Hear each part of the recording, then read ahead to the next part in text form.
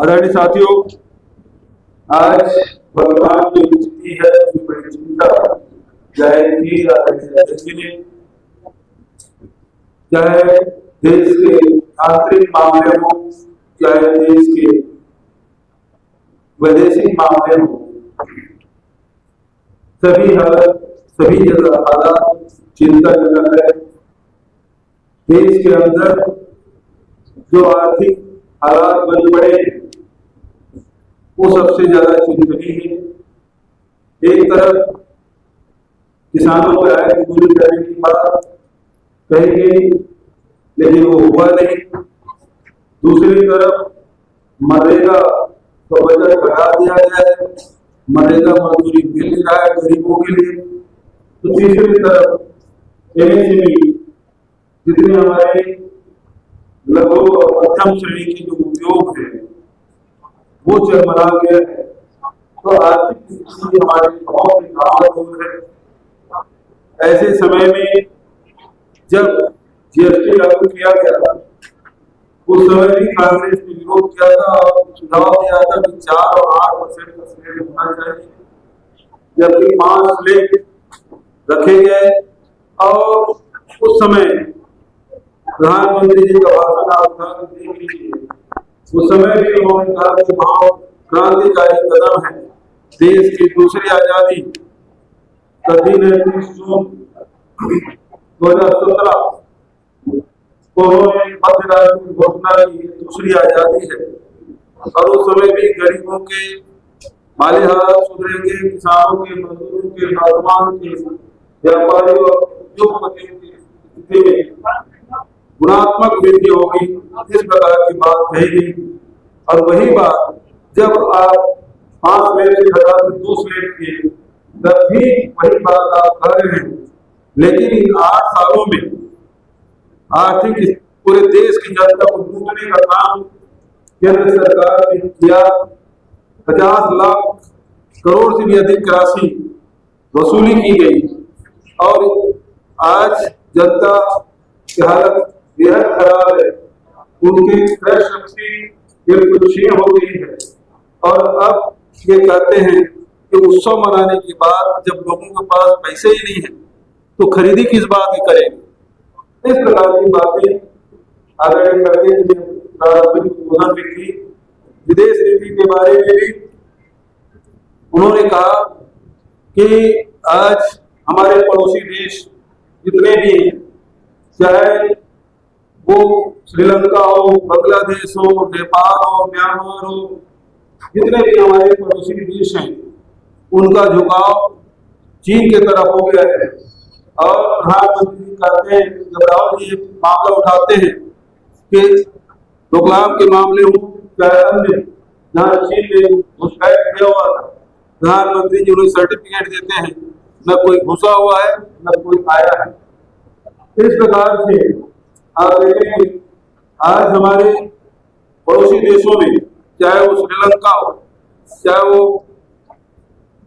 बांग्लादेश हो, अब नेपाल, पहले अब बांग्लादेश, पहले श्रीलंका हुआ, राष्ट्रपति कार्यालय में उसके निवास में घुस गए थे। बांग्लादेश की स्थिति उससे खराब हुई। और सबसे ज्यादा खराब स्थिति नेपाल की, जहां न केवल लोकसभा में घुस गए, न केवल मंत्रियों के घर जलाए गए, पूर्व प्रधानमंत्री के उसकी पत्नी को जला के मार डाला गया, न्यायपालिका को छोड़ा नहीं गया। और जो प्रजातंत्र का जो चौथा स्तंभ है, हम ये मीडिया कहते हैं, मीडिया घरानों को भी उन्होंने नहीं छोड़ा, वहां तोड़ किया। तो जो प्रजातंत्र के 4 पाए हैं, न्यायपालिका, कार्यपालिका, विधायिका और मीडिया, चारों को वहां ध्वस्त किया गया। ये बेहद चिंताजनक स्थिति है। और वहीं जिस अमेरिका के राष्ट्रपति को अपने व्यक्तिगत मित्र बताते हैं, उन्होंने मित्रता कैसी निभाई उसका खामियाजा पूरा देश भुगत रहा है। जिस प्रकार से देश में जो हालात बने, जो पहलगाम की घटना घटी, पूरी दुनिया ने इसकी आलोचना की, लेकिन ऑपरेशन सिंदूर के समय और जिस प्रकार से सीज फायर हुआ उसके बाद कोई देश हमारे साथ खड़ा नहीं हुआ। भले सांसदों के प्रतिनिधि भेजे गए लेकिन कोई भी देश हमारे साथ खड़ा नहीं हुआ। ये विदेश नीति की असफलता है। और जहां तक के ट्रंप की बात है, ट्रंप अपना मित्र बताते हैं लेकिन सीज फायर मैंने कराया। इस प्रकार से देश के प्रधानमंत्री का न केवल अपमान किया, कोई नरेंद्र मोदी जी का व्यक्तिगत अपमान नहीं, देश के प्रधानमंत्री का अपमान है। और एक बार नहीं 37 बार उन्होंने कहा कि हमारे मैंने सीज फायर कराया और उसका जवाब मोदी जी नहीं दे पाए। दूसरी तरफ जो टैरिफ लगाया गया 50% जो टैरिफ लगाया गया, पैसे उसके मोदी जी की मित्र कमा रहे हैं और टैरिफ का भार आम जनता उठा रहा है। तो दूसरे तरफ आप देखेंगे कि भारत के नागरिकों को रेडियो में जकड़ के भेजा गया, किस प्रकार से हमारे भारत के नागरिकों को अपमान किया गया। लेकिन न विदेश मंत्रालय की ओर से भारत सरकार की ओर से इसका विरोध नहीं किया गया, प्रतिकार नहीं किया गया। और अभी जिस प्रकार से H-1B वीजा के मामले में जो फैसला लिया गया और लगभग 88 लाख रुपये प्रति वर्ष जो उसे टैक्स वसूला जाएगा, इसके कारण से लाखों भारतीय अमेरिका छोड़ने के लिए बाध्य होंगे। और उसके कारण से जो IT सेक्टर है, जो और दूसरे सेक्टर हैं, उसमें भारी बेरोजगारी आएगी, जिसका दोषी यदि कोई है तो वो देश के प्रधानमंत्री। तो विदेश नीति उनके तो पूरी तरह से, देश की आर्थिक नीति पूरी तरह से, पड़ोसी देशों के जो संबंध पहले थे, प्रगाढ़ संबंध थे, वो खत्म हो गया। उसका दोषी कोई है, वर्तमान सरकार है। और आज सरकार की स्थिति बेहद नाजुक है। आज आप देखेंगे किस प्रकार से डबल इंजन की सरकार है और डबल इंजन की सरकार है बेहद कमजोर हो गया है। इसका रिंग पिस्टन खराब हो गया और धुआं फेंकने का काम कर रहा है। अब इसमें कोई जान नहीं बची, कोई ताकत नहीं।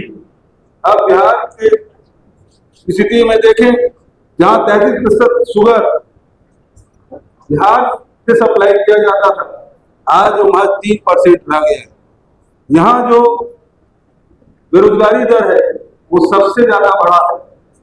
और इसी स्थिति में आपने देखा कि न्याय योद्धा के रूप में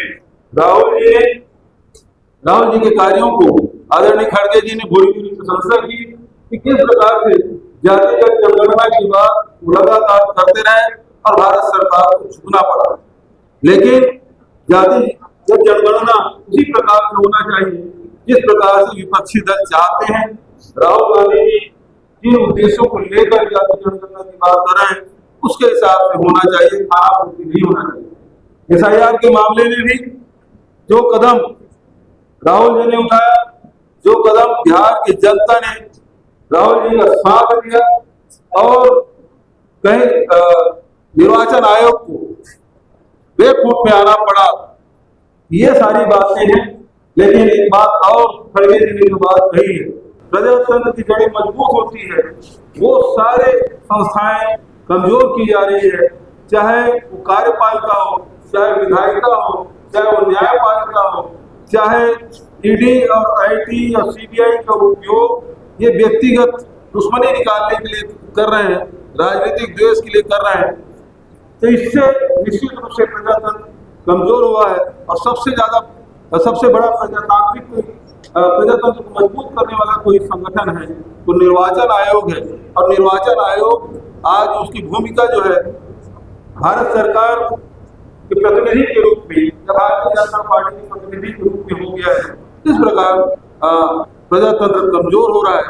और ऐसे समय में ये आंदोलन की धरती, ये सामाजिक न्याय की धरती और बिहार की ऐतिहासिक धरती में CWC के आज बैठक हो रही है, जो अपने आप में ऐतिहासिक है। ये प्रारंभिक उद्बोधन में आदरणीय खड़गे जी